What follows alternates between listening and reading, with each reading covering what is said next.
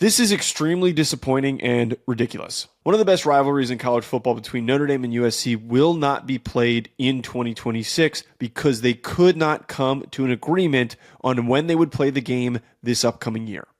Notre Dame is replacing USC with BYU, and the next time that these teams will square off with one another is 2030. And as a Notre Dame fan, and as somebody who fell in love with the sport watching Notre Dame versus USC, I'm extremely disappointed.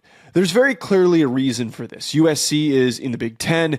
They're playing a difficult schedule every single year, but their schedule is not arduous enough to justify running away from competition and avoiding playing a Notre Dame team that they haven't been able to beat in some time. Big brands across the country have been speaking out on playing competitive non-conference games because it does not set them up to get into the college football playoff.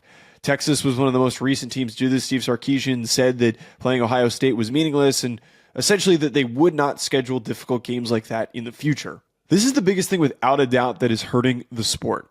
Teams don't want to be challenged because they think that it sets them up to an easy path in the college football playoff and to get a high seed to finish with a good record.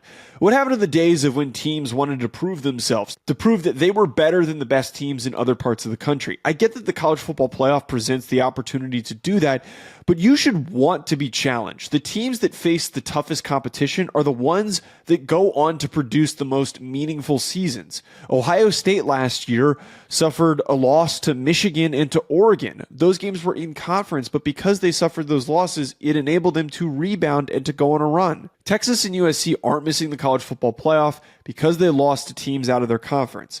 They failed to get to the college football playoff because they did not have what it took to compete with top teams on their schedule.